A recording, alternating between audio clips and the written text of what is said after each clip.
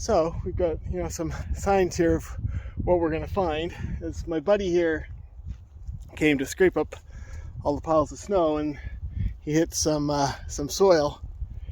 You got this nice brown soil under the grasses here.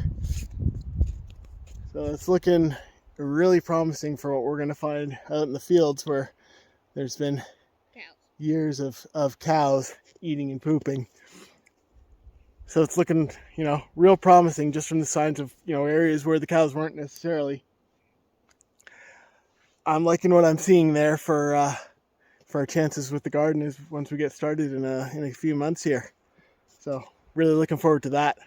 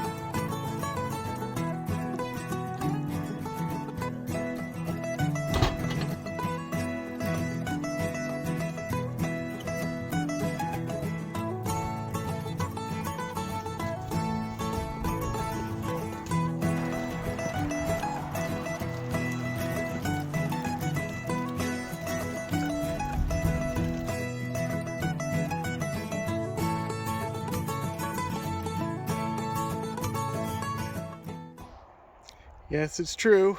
It's warmed up enough that a Pike child is out playing outside. It is bright out today. Hey everybody, welcome back to the Pike Homestead. I'm Adam, and we're gonna talk about food sufficiency today and what that means to us. So, I got some work I can start doing if I don't sink in some of the snow here from where we've scraped it. I'm gonna work on some fences. Got to get some things fixed up for when we're hopefully gonna have cattle here in the very near future. Because once again, we're gonna be renting out our fields, and well, already this is gonna be difficult. Anyway, so while we're doing that, I want to talk about, why we're doing this. Like, what is food sufficiency for us, and what are our expectations for this year once we get the garden? And simply put, that means if we're growing enough food to even get 4 months of food out of the year for this year would be fantastic. Because that would be, because right now our monthly budget for food is about $1,000 for the 5 of us, and including what we need to buy for the animals. So if we can cut that down by 80 or 90% for 4 months this year, that is a huge return on investment of about $400 worth of seeds. That's pretty much what it means to us, is it's more money in our pocket from what Caroline makes to be able to do better next year and buy more stuff that we need for the homestead.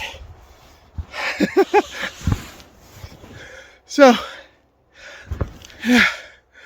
this is working really well. Oh, it is a beautiful day here though.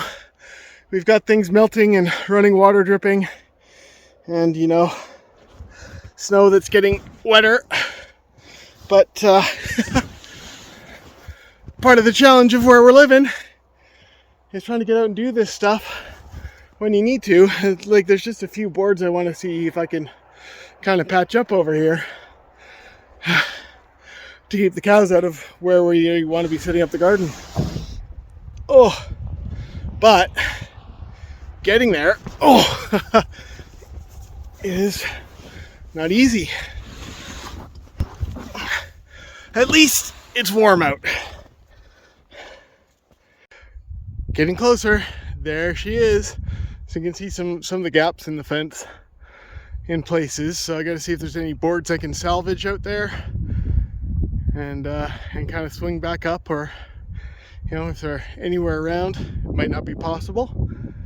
But that's the goal for today. What would you do if you could save $200? And these are all Canadian prices, by the way. We are in Canada. That's the numbers I know. But what would you do if you could save $100, $200, $300 of your food budget each month by just growing what it is that you're going to buy? And how much would that mean to you? It would mean a lot to us. So why don't you tell us down below, like what sort of things would you be able to do if you could grow that much food for yourself and save that money? And you know, how much of a stress relief would that be on your month to month? So comment below, let us know, tell us what you think. Whew, I made it. And just getting out of here was a lot of work, and now I got frozen legs. So you know, to us, that money would mean a lot. It's building materials and tools for getting things like a snowblower, you know, for next year, which we are going to do.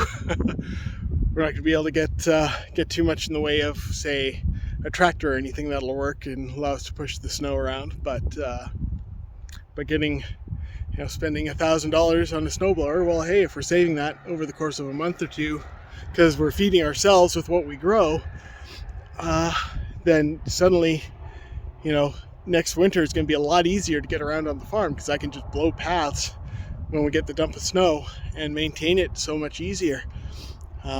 So just walking around will be a lot easier, as opposed to leaving trails like this in the snow. I'll be able to just, you know, be able to walk out here and on a path that I've blown that's looking more like something like what we've got along here, along the edge of the fence here, where it's actually, you know, you see some actual grass poking through, and getting other things like you know, taller ladders so I can get up and reach all the yard lights that we've got out here. Well, they're all up the top of electrical poles, really, at that height, and I can't reach it. You know, so despite my fear of heights, you know, it allowed me to get up there and change a bulb and try to get those lights working. You know, things like that would make a big difference here. You know, this is, you know, I'm on the side of the fence of the field where we want to be growing our garden. And if you look right up there, there is actually a light fixture. Well, it'd be great to have some light out here if we're doing anything in the evenings, but I can't reach it because the ladder I have doesn't go up that high. I can get maybe a third or 2/3 of the way up that pole and not be able to reach it. But these things cost money. And anything else we want to build, like any wood or building materials, there's some holes in the barn that I need to patch. That's all money that, if we can shift it from our food budget, would make it so much easier. So hopefully this summer we can get 2, 3, 4 months of food. It's just the start. And then it's also money we can save towards getting something like a greenhouse and get that set up. Would be fantastic. And then all of a sudden we're extending our growing season and able to do more with that. Like if I can have plants growing right now with 2 feet of snow in March, well, all of a sudden that's, you know, an extra 2-3 months of growing and producing food for next year. And then, you know, that would be fantastic.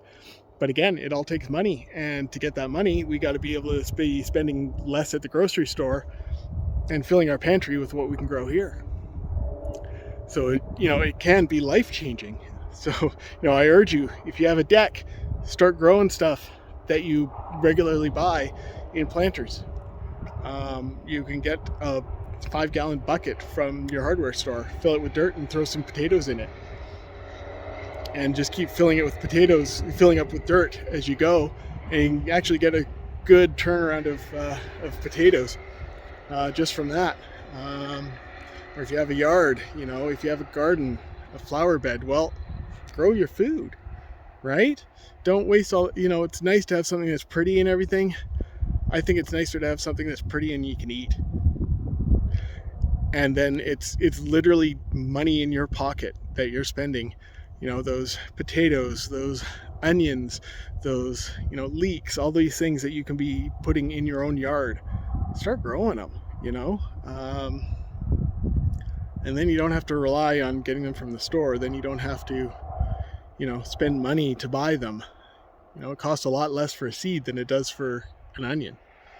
And for the amount of seed you can get a lot of onions at pennies on the dollar for what you spend in the store.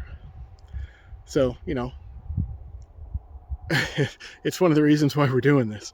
And, you know, we've got enough land here where we can feed ourselves for the year, and we can, you know, rewild some areas and get some areas that it's just fun to walk in, and, you know, get our own firewood. And, you know, these are all things that we want to be doing with this property over the future. And it's dollars in the bank at the end of the day.